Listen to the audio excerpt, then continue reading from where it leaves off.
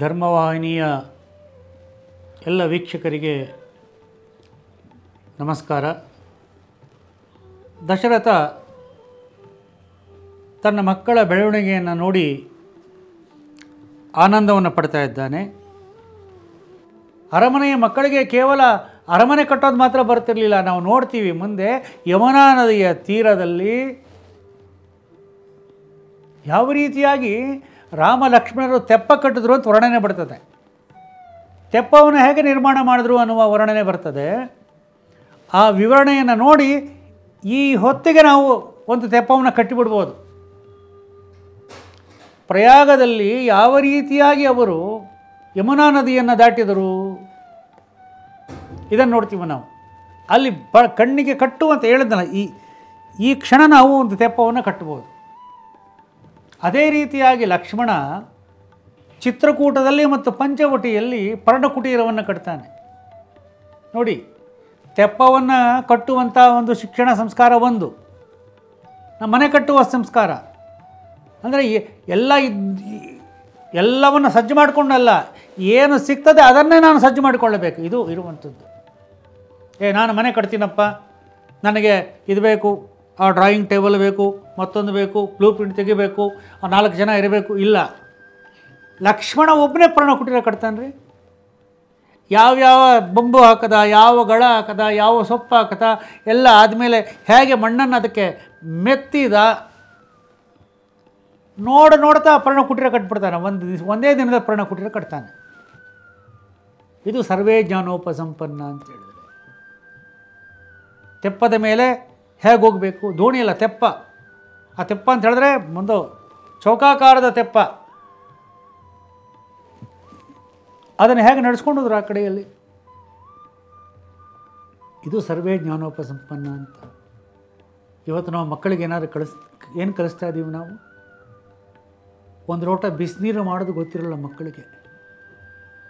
ಒಂದು ಲೋಟ ಬಿಸಿನೀರು ಬೇಕು ಅಂದರೆ ಮುಖ ನೋಡ್ತಾರೆ. ಒಂದು ಚಹಾ ಮಾಡಲಿಕ್ಕೆ ಬರೋದಿಲ್ಲ, ಕನಿಷ್ಠ ಒಂದು ಅನ್ನ ಮಾಡಲಿಕ್ಕೆ ಬರೋದಿಲ್ಲ. ಏನು ಶಿಕ್ಷಣ ಕೊಡ್ತಾಯಿದ್ದೀವಿ ನಾವು? ಏನು ಸಂಸ್ಕಾರ ಕೊಡ್ತಾಯಿದ್ದೀವಿ ನಾವು? ರಾಮಾಯಣ ನೋಡಿ ಏನು ಕೊಡಬೇಕು ಅಂತ ಹೇಳ್ತದೆ ನಮಗೆ. ಯಾಕೆ ನಾವು ರಾಮಾಯಣ, ಭಾರತ, ಭಾಗವತ ಓದಬೇಕು ಅಂದರೆ ಇದಕ್ಕೋಸ್ಕರ ಓದಬೇಕು. ಇದನ್ನು ಮೊದಲು ನಾವು ಓದಬೇಕು, ಆಮೇಲೆ ನಮ್ಮ ಮಕ್ಕಳಿಗೆ ಈ ವಿಚಾರಗಳನ್ನು ಹೇಳಬೇಕು. ಹೇಳ್ತಾ ಇದ್ದೀವ ನಾವು? ಎಲ್ಲಿಗೆ ತಲುಪಿದ್ದೀವಿ ನಾವು ಇವತ್ತಿನ ದಿವಸ? ಶನಿವಾರ ಭಾನುವಾರ ಒಲೆ ಹಚ್ಚೋ ಸಂಸ್ಕಾರವೇ ಹೊರಟೋಗ್ತಾ ಇದೆಯಲ್ಲ ಇವತ್ತಿನ ದಿವಸ. ಭಾನುವಾರ ದಿವಸ 4-6 ಜನ ಇರ್ತೀವಿ ಮನೆಯಲ್ಲಿ, 4-6 ಜನ ಸೇರಿ ಅಡುಗೆ ಮಾಡಿ. ನೀನು ತರಕಾರಿ ಹೆಚ್ಚು, ನೀನು ಹುರುಳಿಕಾಯಿ ಬಿಡಿಸು, ನೀನು ಇನ್ನೊಂದನ್ನು ಮಾಡು, ನೀನು ಅಕ್ಕಿ ತೊಳಿ. ಮಕ್ಕಳಿಗೆ ಕಲಿಸ್ಬೇಕಲ್ವ?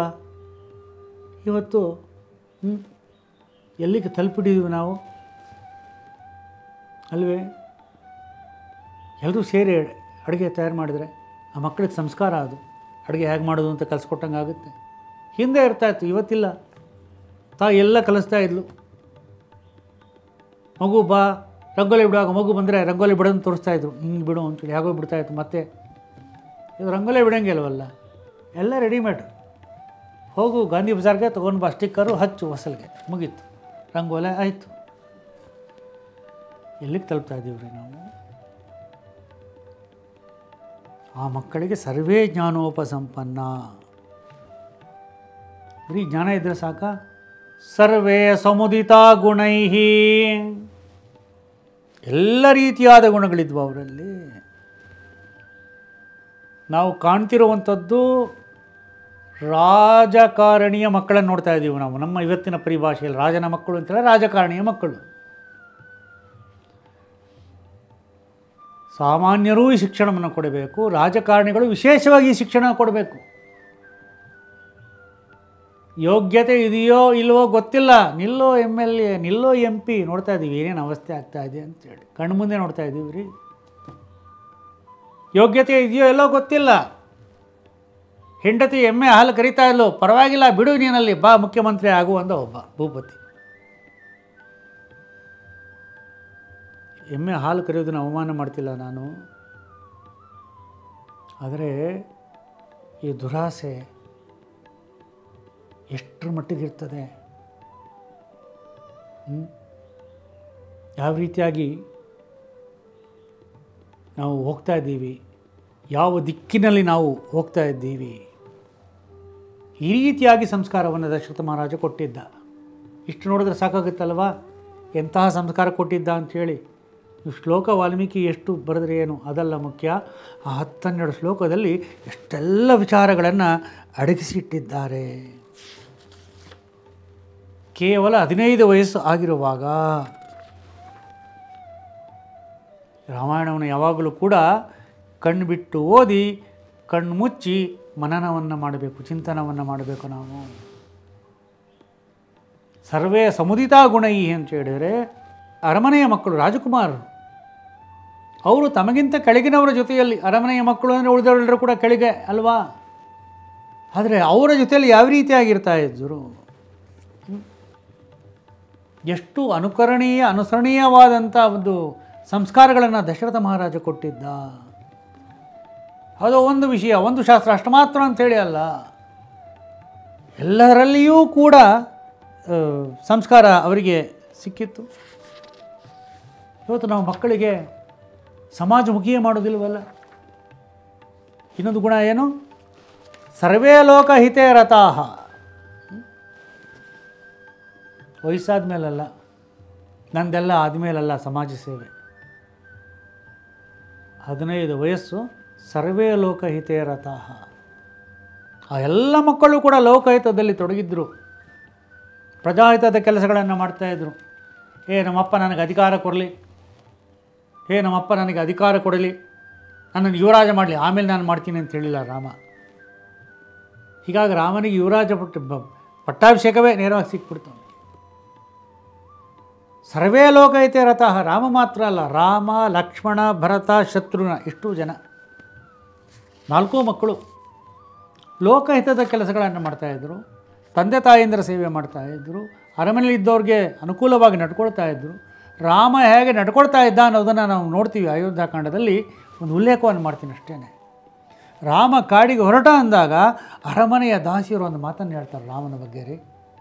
ಅದು ರಾಮನಿಗೆ ಸಿಕ್ಕಂತಹ ಸಂಸ್ಕಾರ, ರಾಮನಿಗೆ ಎಂಥ ಶಿಕ್ಷಣ ಸಿಕ್ಕಿತ್ತು ಅನ್ನೋದನ್ನು ಇಡೀ ರಾಮನ ಜೀವನದಲ್ಲಿ ನೋಡ್ತೀವಿ, ಲಕ್ಷ್ಮಣನ ಜೀವನದಲ್ಲಿ ನೋಡ್ತೀವಿ, ಭರತ ಶತ್ರುಘ್ನರ ಜೀವನದಲ್ಲಿ ನೋಡ್ತೀವಿ ನಾವು. ಎಂಥ ಸಂಸ್ಕಾರ ಸಿಕ್ಕಿತ್ತು. ಅರಮನೆಯ ದಾಸಿಯರು ಹೇಳ್ತಾರೆ, ರಾಮ ನೀನು ಹೊರಟೋದ್ರೆ ನಮಗೆ ಇನ್ಯಾರು ದಿಕ್ಕು, ಇನ್ಯಾರು ನಮ್ಮನ್ನು ನೋಡೋರು ಅಂಥೇಳಿ. ಮುಂದಿನ ಮಾತು ಭಾಳ ಮುಖ್ಯ. ನಿನಗೆ ಬುದ್ಧಿ ಬಂದಂದಿನಿಂದ ನಿನ್ನ ಹೆತ್ತ ತಾಯಿಯ ಜೊತೆಯಲ್ಲಿ ಯಾವ ರೀತಿಯಾಗಿ ನಡ್ಕೊಳ್ತಾ ಇದ್ದೋ ಅದೇ ರೀತಿಯಲ್ಲಿ ಜನ್ಮ ಪ್ರಭೃತಿರಾಗವ. ರಾಜಕುಮಾರನಾಗುವಂಥವನು ಅರಮನೆಯ ದಾಸಿಯರ ಜೊತೆಯಲ್ಲಿ ತನ್ನ ಹೆತ್ತಮ್ಮ ಕೌಸಲ್ಯ ಜೊತೆಯಲ್ಲಿ ಯಾವ ರೀತಿಯಾಗಿ ಎಷ್ಟು ಗೌರವದಿಂದ, ಶ್ರದ್ಧೆಯಿಂದ, ಭಕ್ತಿಯಿಂದ ನಡೆದುಕೊಳ್ತಾ ಇದ್ನೋ ಅದೇ ರೀತಿಯಾಗಿ ನಡ್ಕೊಳ್ತಾ ಇದ್ದ. ಈ ಸಂಸ್ಕಾರ ಕೊಟ್ಟವಳು ಯಾರು? ಕೌಸಲ್ಯೆ. ಈ ಸಂಸ್ಕಾರ ಕೊಟ್ಟಂಥವ್ರು ಯಾರು? ದಶರಥ. ಈ ಒಂದು ಶಿಕ್ಷಣವನ್ನು ಕೊಟ್ಟಂಥವ್ರು ಯಾರು? ವಸಿಷ್ಠ ಮಹರ್ಷಿಗಳು. ಎಂತಹ ಒಂದು ಶ್ರೇಷ್ಠವಾದಂತಹ ಸಂಸ್ಕಾರ ಸಿಕ್ಕಿತ್ತು ಆ ಮಕ್ಕಳಿಗೆ. ಆ 4 ಮಕ್ಕಳಲ್ಲಿಯೂ ಕೂಡ ವಾಲ್ಮೀಕಿಗೆ ರಾಮ ಬಹಳ ಪ್ರಿಯ, ಎಲ್ಲರೂ ಪ್ರಿಯ, ರಾಮ ಹೆಚ್ಚು ಪ್ರಿಯ. ಇಲ್ಲಿ ವಾಲ್ಮೀಕಿ ಮಹರ್ಷಿಗಳು ಹೇಳ್ತಾರೆ, ಆ 4 ಜನರಲ್ಲಿಯೂ ಕೂಡ ತೇಷಾಮಪಿ ಮಹಾತೇಜ ರಾಮ ಸತ್ಯ ಪರಾಕ್ರಮ ಇಷ್ಟ ಸರ್ವಸ್ಯ ಲೋಕಸ್ಯ ಶಶಾಂಕ ಇವ ನಿರ್ಮಲ. ಈ ಮಾತುಗಳನ್ನು ಕೇಳಿದರೆ ಆನಂದ ಆಗಿಬಿಡ್ತದೆ. ತೇಷಾಮಪಿ ಮಹಾತೇಜ, ಆದರೂ ಅವರೆಲ್ಲರಲ್ಲಿಯೂ ಕೂಡ ಮಹಾನ್ ತೇಜಸ್ವಿಯಾದಂತಹ ರಾಮ. ಎಂಥ ರಾಮ? ಸತ್ಯಪರಾಕ್ರಮ ರಾಮ. ಇದು ಮುಖ್ಯವಾಗಿರುವಂಥದ್ದು. ಈ ಸಂಸ್ಕಾರ ಕೊಡಬೇಕು ನಾವು. ರಾಮ ಏನೇನು ಮಾಡ್ತಾನೆ ಅದೆಲ್ಲವೂ ಕೂಡ ಸತ್ಯ ಆಧಾರವಾಗಿರುವಂಥದ್ದು. ಹೇಗೋ ಏನೋ ಗಳಿಸ್ಕೊಂಡು ಬಂದೆ ಅಂತೇಳಿಲ್ಲ ರೀ, ನ್ಯಾಯವಾದ ಮಾರ್ಗದಿಂದ ಗಳಿಸ್ಕೊಂಡು ಬಂದದ್ದು. ರಾಮನದು ಎಲ್ಲವೂ ಕೂಡ ಸತ್ಯದ ಆಧಾರದ ಮೇಲೆ. ಯಾವ ರೀತಿಯಾಗಿ ನಾವು ಶ್ರೀರಾಮಕೃಷ್ಣರ ಜೀವನದಲ್ಲಿ ನೋಡ್ತೀವಿ, ಶ್ರೀರಾಮಕೃಷ್ಣ ಪರಮಹಂಸರ ಜೀವನದಲ್ಲಿ ಸತ್ಯವೇ ಅವರ ಆಧಾರ. ಭಗವಂತನಿಗೆ ಅತ್ಯಂತ ಪ್ರಿಯವಾಗಿರುವಂಥದ್ದು ಯಾವುದು ಅಂತ ಹೇಳಿದ್ರೆ ಸತ್ಯ ಅನ್ನುವಂಥದ್ದು. ಎಲ್ಲಿ ಸತ್ಯ ಇರ್ತದೆ ಅಲ್ಲಿ ಭಗವಂತ ಇರ್ತಾನೆ. ಭಗವಂತನ ಒಂದು ಸ್ವರೂಪ ಸತ್ಯ ಅನ್ನುವಂಥದ್ದು. ನಾವು ನೋಡಿದ್ವಿ ಪ್ರಾರಂಭದಲ್ಲಿ ಆ ಸತ್ಯವಂತರು ತುಂಬಿದ್ದಂಥ ಅಯೋಧ್ಯೆಯನ್ನು ಭಗವಂತ ತನ್ನ ಜನ್ಮಭೂಮಿಯನ್ನಾಗಿ ಮಾಡಿಕೊಂಡ. ಹೀಗಾಗಿ ರಾಮ ಜನ್ಮಭೂಮಿ ನಮಗೆ ಪರಮಶ್ರೇಷ್ಠ. ಈ ಕಾರಣದಿಂದ ಸತ್ಯಭೂಮಿ ಅದು. ಅಯೋಧ್ಯೆಗೆ ಸತ್ಯ ಅನ್ನುವಂಥ ಹೆಸರಿತ್ತು. ಅದನ್ನು ಕೂಡ ನಾವು ನೋಡಿದ್ದೀವಿ ಹಿಂದೆ. ಸತ್ಯಪರಾಕ್ರಮ, ಏನು ಮಾಡಿದ್ರು ಎಲ್ಲವನ್ನು ಸತ್ಯದ ಆಧಾರದ ಮೇಲೆ ಮಾಡ್ತಾ ಇದ್ದ. ಮತ್ತು ಸತ್ಯ ಅನ್ನುವಂಥದ್ದೇ ಒಂದು ಪರಾಕ್ರಮ, ತಿಳ್ಕೊಳ್ಳಿ. ಸತ್ಯ ಪರಾಕ್ರಮ ಹೌದು, ಸತ್ಯವೇ ಒಂದು ಪರಾಕ್ರಮ, ಸತ್ಯವೇ ಒಂದು ವಿಜಯ. ಸತ್ಯಮೇವ ಜಯತೆ. ಏನಾಕಿದ್ದೀವಿ ನಮ್ಮೆಲ್ಲ ಲೋಭ ಸರ್ಕಾರದ ಇದರ ಮೇಲೆ ಲಾಂಛನ ನಮ್ಮದು ಯಾವುದು? ಸತ್ಯಮೇವ ಜಯತೆ ಅಲ್ವಾ? ನಮ್ಮೆಲ್ಲ ನೋಟುಗಳು, ಬಿಲ್ಲೆಗಳು, ಕಾಯಿನ್ಗಳು ಇವೆಲ್ಲ ಮೇಲೆ ಏನಿದೆ ಹೇಳಿ? ಸತ್ಯಮೇವ ಜಯತೆ. ಹಣ ನೋಡಿದಾಗ ನಮ್ಗೆ ನೆನಪಾಗಬೇಕು, ಇದು ಸತ್ಯದಿಂದ ಬಂದಿದ್ಯಾ ಇದು ದುಡ್ಡು ಅಂತೇಳಿ. ನಾವು ಯಾವತ್ತಾದ್ರೂ ಯೋಚನೆ ಮಾಡಿದ್ದೀವ? 1 ರೂಪಾಯಿಂದ ಹಿಡಿದು 500 ರೂಪಾಯಿ, 1000 ರೂಪಾಯಿವರೆಗೂ ಸತ್ಯಮೇವ ಜಯತೆ ಇದೆ ಅಂತ ಗೊತ್ತಿದ್ಯಾ ನಮಗೆ? ರಾಮಸತ್ಯ ಪರಾಕ್ರಮ ಅಂದರೆ ಭಗವಂತನ ಆಧಾರವಾಗಿರುವಂಥ ದೇಶ ಭಾರತ. ಹೀಗೆಲ್ಲವೂ ಭಗವದ್ ಆಧಾರಿತ. ಆ ಭಗವತ್ ಸ್ವರೂಪ ಯಾವುದು? ಸತ್ಯ. ರಾಮಸತ್ಯ ಪರಾಕ್ರಮ. ಅಂತಹ ರಾಮನನ್ನು ನೋಡಿದಾಗ ಏನಾಗ್ತಾ ಇತ್ತು ಜನರಿಗೆ? ಇಷ್ಟ ಸರ್ವಸ್ಯ ಲೋಕಸ್ಯ ಶಶಾಂಕ ಇವ ನಿರ್ಮಲಃ. ಇಡೀ ಲೋಕದ ಜನರಿಗೆ ರಾಮನನ್ನು ನೋಡಿದ ಒಡನೆಯೇ ಯಾವ ಭಾವ ಬರ್ತಾ ಇತ್ತು? ರಾಮನನ್ನು ಕಂಡರೆ ನಿರ್ಮಲನಾದಂತಹ ಚಂದ್ರನನ್ನು ಕಂಡಷ್ಟು ಆನಂದ ಆಗ್ತಾ ಇತ್ತು. ಎಲ್ಲರಿಗೂ ಭಾಳ ಇಷ್ಟನಾಗಿದ್ದ. ಪೂರ್ಣ ಬೆಳದಿಂಗಳನ್ನು ನೋಡಿದ್ರೆ ಎಷ್ಟು ಆನಂದವಾಗ್ತದೆ. ಇವತ್ತು ನಾವು ನಗರಗಳಲ್ಲಿ ಬೆಳದಿಂಗಳನ್ನು ನೋಡಲಿಕ್ಕೆ ಆಗೋದಿಲ್ಲ. ಇಂತಹ ಒಂದು ಮನೋಭಾವ ಆಗಿದೆ ನಮ್ಮದು ಅಂತ ಹೇಳಿದ್ರೆ, ಆ ತಂಪಾದ ಬೆಳದಿಂಗಳನ್ನು ಕೂಡ ನುಂಗಿ ನೀರು ಕುಡಿದಿದ್ದೀವಿ ಇವತ್ತು ನಾವು, ಅಲ್ವಾ? ಬೆಳದಿಂಗಳು ಕೂಡ ನಮಗೆ ನೋಡಲಿಕ್ಕೆ ಸಿಗೋದಿಲ್ಲ.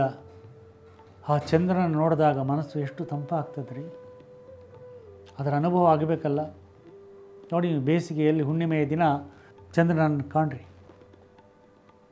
ಆ ಚಂದ್ರನ ಶೀತಲ ತಂಪಾದಂತಹ ಕಿರಣಗಳು ಆ ರೀತಿಯಾಗಿ ಈ ಸಂಸಾರದ ತಾಪದಲ್ಲಿ ಬೆಂದ ನೊಂದ ಒದ್ದಾಡಿದ ಜೀವಗಳಿಗೆ ರಾಮನನ್ನು ಕಂಡರೆ ನಿರ್ಮಲನಾದ ಚಂದ್ರನನ್ನು ಕಂಡಷ್ಟು ಆನಂದ ಆಗ್ತಾಯಿತ್ತು, ನೆಮ್ಮದಿ ಆಗ್ತಾಯಿತ್ತು, ಶಾಂತಿ ಆಗ್ತಾಯಿತ್ತು, ತಂಪಾಗ್ತಾಯಿತ್ತು.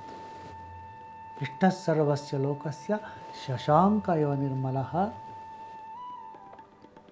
ರಾಮ ನಮ್ಮ ಭಾಷೆಯಲ್ಲಿ ಹೇಳಬೇಕಾದ್ರೆ ಅಯೋಧ್ಯೆಯ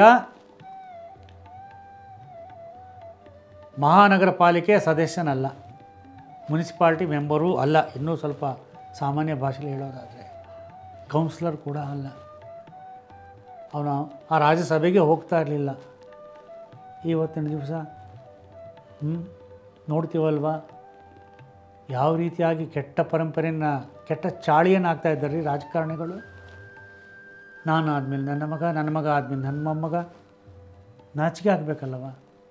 ಮಾಡಪ್ಪ, ನೀನು ಆದಮೇಲೆ ನಿನ್ನ ಮಗ, ನಿನ್ನ ಮಗ ಆದಮೇಲೆ ನಿನ್ನ ಮೊಮ್ಮಗ ಅಂತಾದರೆ ತೊಗೊಂಡು ಬಾ ಇಂಥ ರಾಜರನ್ನು. ರಘು ಅಂತ ರಾಜನ ತೊಗೊಂಡು ಬಾ, ದಶರಥನನ್ನು ತೊಗೊಂಡು ಬಾ, ಅಜನಂತವನ್ನು ತೊಗೊಂಡು ಬಾ, ದಿಲೀಪನಂತವನ್ನು ತೊಗೊಂಡು ಬಾ, ಭಗೀರಥನಂತವನ್ನು ತೊಗೊಂಡು ಬಾ, ರಾಮನಂತವನ್ನು ತೊಗೊಂಡು ಬಾ. ಮಾಡು ವಂಶಪಾರಂಪರ್ಯ ರಾಜ, ಯಾರು ಬೇಡ ಅಂತ ಹೇಳ್ತಾರೆ.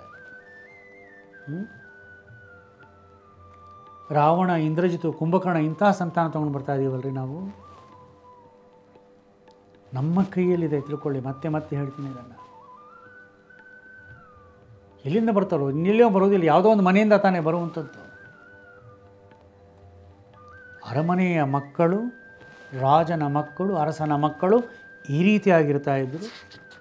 ಈ 4 ಮಕ್ಕಳನ್ನು ದಶರಥ ಈ ರೀತಿಯಾಗಿ ಶಿಕ್ಷಣ ಸಂಸ್ಕಾರವನ್ನು ಕೊಟ್ಟು ಬೆಳೆಸಿದ್ದಾನೆ.